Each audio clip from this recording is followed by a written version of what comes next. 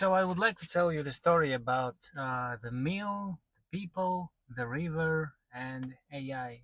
So everybody try to understand how the AI will affect our life and the economy, the society. I would like to explain my view on one example. So imagine that there is a village, and there are people in the village. They all live in there. They all do their stuff, and there is no economical relationships between the inhabitants of the village. So people in the village, they did not invent market yet. They did not invent buying and selling. They just find the food around and eating the food. There is a river. They drink the river. So there is no essential such thing as a price, or there is no such thing as an economy or anything like that. There is also a field with a wet growing next to the village, and so um, there is a person who actually knows how to grind that wet and make a flour. And from that flour, the villagers they can make very tasty bread. So they go to that person who grind the wet, and they ask him to do that. And he always grinds it for himself, so he doesn't understand why he have to grind it for someone else, because it is a labor. It's a very grueling thing to do. So he says, "Why would I have to do that for you? Because that takes me time to do that." And then they tell him, "We will give you something of a value, something that I value and something that you would value. And then when I will give it to you, you will grind that for me."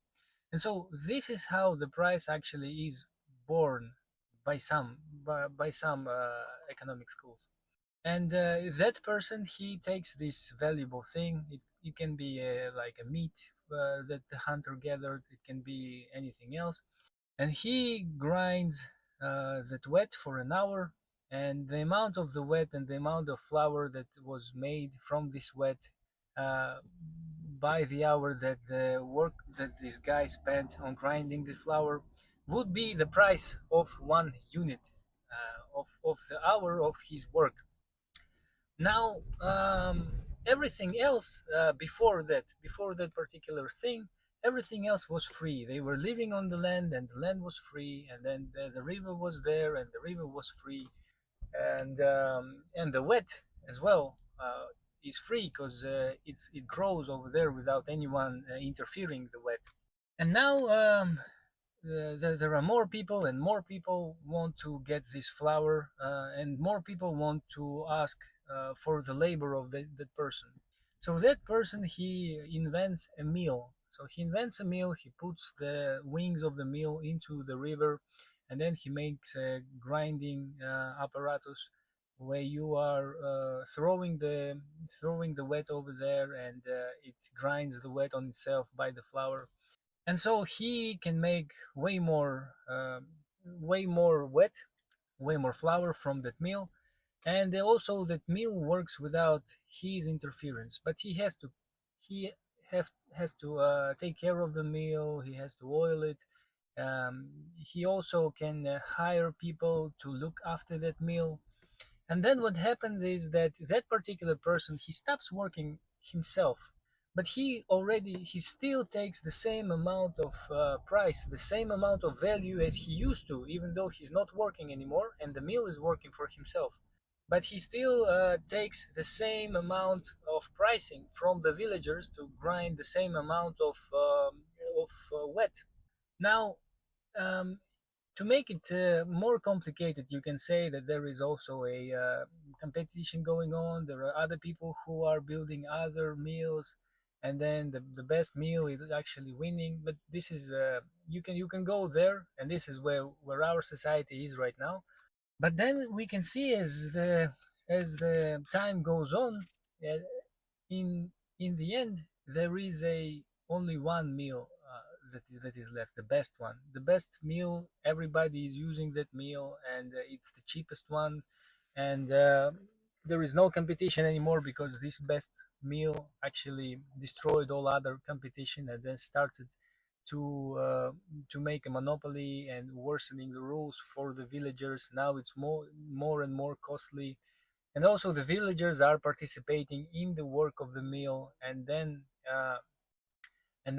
they are working on that meal, they're improving it, but the meal is still is belong to one original person. He still owns the meal, and he still is the one who is actually putting the price. So he is the one who is defining the price of the grain, of the wheat. And that is the most important question: is what will he put, because he's not grinding the wet by himself no more. It is done by the river, and it's done by the people who are working on him, like for him. And if you will ask the mainstream economists, they will say that the price of that particular service, the grinding, will be dependent on the market. So whatever the market will pay for that service, that will be the price. However, when the situation gets to the point when there is no more competition and there is only one mill left, then the owner of the mill can put whichever price he wants. Not only he can put the price that are marginal and as high as it can be, he also makes the villagers go into the depth to use this particular service, because this service is of non-elastic demand. So however the price will be high, they will pay, because they cannot live without that flour. They have no other source of food. Now imagine that there is that the meal become so good and so successful that there is no more human involvement needed whatsoever. Because it used to be that you have to come up with a story, then you would have to write it down as a scenario, then you would have to hire a designer, a editor, or a director, and then you make the product with the effort of all these people. But now you can tell the artificial intelligence just do that, and he will deliver it without any effort from actual regular people. So there is no value being made in that thing. Imagine that there is a mill, and the mill works without the like time passes, and they invent the mill that works without any interference, without any breaking downs, without any service needed. It just grains. You just bring the grains, and you get the flour. And now the price of the flour can be defined by the owner, and so the owner can actually impoverish all other villagers in the village for his flour. And you can argue though that if they will come up with a better societal agreement, they can take the meal and they can the divide the outcomes of that meal equally to all the people who are living in the uh, village. They can make this service and this wet a common good. And the thing about the thing about that meal is that if you will make it so it belong to only one person, or a very limited crowd of several billionaires, the outcomes will be very bad for everybody, for the majority of the society. The outcome of that unequal disbursement of the resources will be very bad on the society in large. But if you will take that meal and you will say the river is free and was free, it was there when we came. The wheat was growing for free as well. It was there when we came, and we get it for free. And everything else that was there is free as well. If you will make the meal part of that equation. If you make the meal just like a river, just a free service that is already there, that is already been there, and that is can just benefit the society, then the society will gain a lot from that meal. And so with artificial intelligence, it's the same thing. It's not a question about the technological progress. It's a question about of societal project. Who will be in charge, and who will gain the profits from the artificial intelligence. If that would be the people who invent it now, who own it now, and who have it now, this this small group of ultra wealthy people, then our future will be very bleak.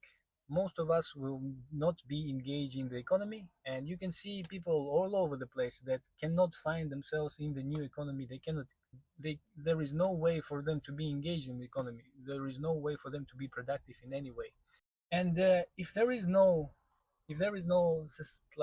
systematic or societal safety net, those people will fall down, and we will breed the poverty, we will breed the disengagement from the economy, we will breed the disparity.